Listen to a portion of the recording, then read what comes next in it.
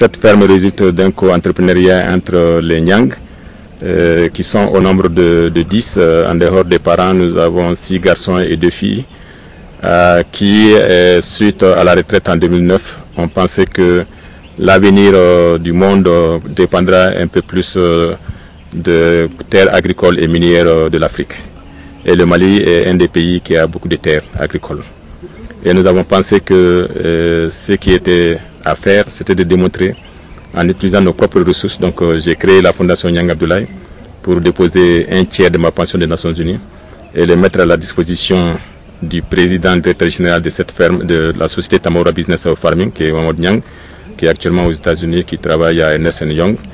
Et nous avons conçu donc la ferme pour démontrer aux uns et aux autres, surtout à la jeunesse, qu'il est possible de s'intéresser à l'agriculture, mais que surtout il est possible d'être riche de cette richesse naturelle que nous disposons.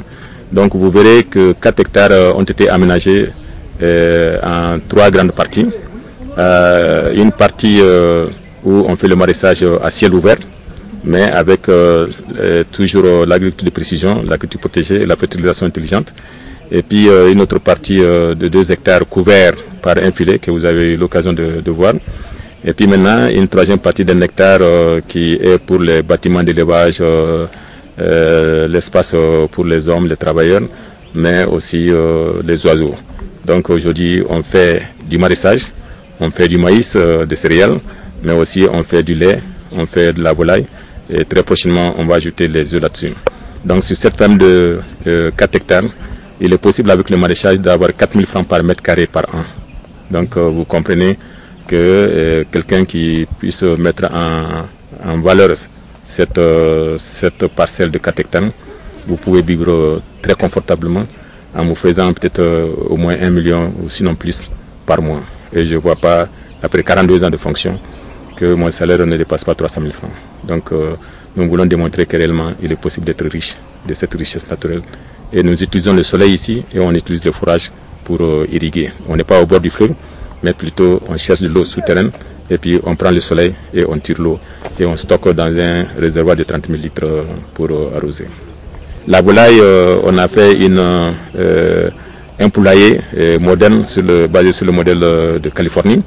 Et nos calculs économiques montrent, en tout cas après une semaine que nous sommes là, nous avons prouvé déjà ce qui était sur le plan modèle, ce que ça devait être. Nous sommes à cette performance-là.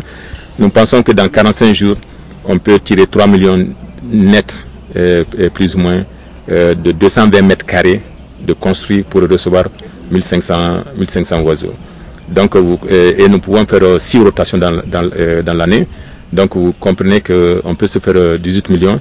Mais comme nous parlons beaucoup plus du point de vue richesse créée, c'est 7 500 000 de richesse créée tous les 45 jours sur 220 mètres carrés. Donc intégrer l'élevage, le maraîchage, la production céréalière, il y a de l'arachide qu'on a planté, il y a du maïs qu'on a planté.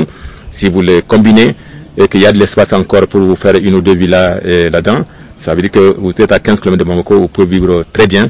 Et nous sommes dans un titre foncier agricole, donc c'est 1 millier d'hectares qui se trouvent ici, donc 99% ne sont pas utilisés. Donc nous lançons un appel au gouvernement, mais en particulier au ministère de l'Emploi, pour que nous puissions former la jeunesse dans l'entrepreneuriat agricole, les rendre employables. Mais surtout, ce que nous allons faire beaucoup plus, c'est de leur donner ce qu'on appelle en Bambara Djogotiki. Faire de ces gens-là des gens qui travaillent avec persévérance, qui travaillent avec connaissance et qui travaillent avec intégrité, mais surtout avec le meilleur savoir-faire, le meilleur comment-faire israélien, égyptien. Partout dans le monde, on peut aller chercher la technologie. Tout ce que vous voyez ici comme technologie du point de vue irrigation, du point de vue la maison de filet, tout ça, ça a été fait par les Israéliens, des sociétés israéliennes qui sont venues ici et qui l'ont implanté avec nous ici. Mais ce sont nos fonds propres. Si nous avons une aide de PCDA, ça ne représente pas 1% de ce que nous avons investi. Alors qu'en Israël, une telle entreprise jeune, on pouvait les aider à 30%. Donc ce que nous voulons vraiment qu'ils puissent appuyer le PCDA en particulier, pour que demain, ils puissent promouvoir autant de fermes de cette nature-là en République du Mali. Je crois que c'est ce que nous voulons envoyer comme message.